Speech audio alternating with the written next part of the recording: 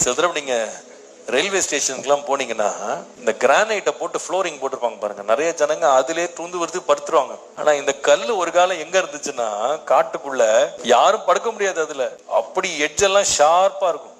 ஆனா அதை ஸ்மூத் பண்ணி அதை வச்ச உடனே படுத்துக்கணும்னு தோணுது. இந்த ஓடையில இருக்கிற கல்லு பாத்தீங்கன்னா அது என்னதான் கடினமா உள்ள ஸ்ட்ரென்த் நிறைய இருந்தா கூட அந்த ஓடையிலே அது உட்கார்ந்து இருக்கும் போது என்ன நடக்குன்னா அந்த தண்ணி பட பட பட வலு வலு வலு வலு வலு வலுன்னு அப்படியே ஷைனிங் ஆயிடும். கடைசியில சத்ருனுடைய நெத்தியில பறந்து போய் பட்டு சத்ருவே வீழ்த்துச்சு. பேசாத கல்லு, பார்க்க நல்லா தொட்டு பார்க்கும் போது நல்லா ஸ்மூத்தா இருக்கிற கல் என்ன ஸ்ட்ராங்கா இருந்துச்சுங்க. எப்படிப்பா இப்படி நீ ஒரு ஆயுதமா மாறின அப்படின்னு கேட்டா, அது ஆண்டவருடைய கிரியைக்கு நான் ஒப்பு கொடுத்தேன். தாவீதும் போய் கிடைச்ச கல்லெல்லாம் எடுக்கல, பார்த்த கல்லெல்லாம் எடுக்கல, ஸ்மூத்தா எது இருக்குன்னு தேடினானா. தேடி 5 எடுத்திருக்கான். அதுல முதல் கல்லை செய்ய வேண்டிய வேலையை செஞ்சுட்டு போயிடுச்சு. 4 கல்லுக்கு வேலையும் இல்லாம போயிடுச்சு. ஆண்டவர் கூட நம்மள ஒரு கண்மலையை போல இருக்கணும்னு விரும்புறாரு.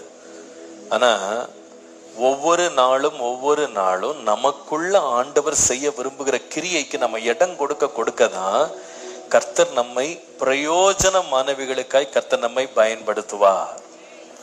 ஜெயம் பெற கர்த்தர் பயன்படுத்துவார். ப்ராசஸ் இல்லாம பிரைஸ் யாருக்குமே கிடையாது.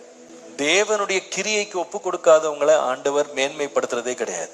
வேதம் சொல்லுது, யோசேப்பை விலங்கு போட்டு ஒடுக்கினார்கள், அவன் ஆத்துமா இரும்பில் அடைக்கப்பட்டிருந்தது. ஆனா அந்த இடத்துல கர்த்தருடைய வசனம் அவனை புடமிட்டது. நம்முடைய வாழ்க்கையில கர்த்தர் நம்ம ஒரு கண்மலையா நாம அசையாம இருக்கணும்னு விரும்புறாரு, ஸ்திரமா இருக்கணும்னு விரும்புறாரு.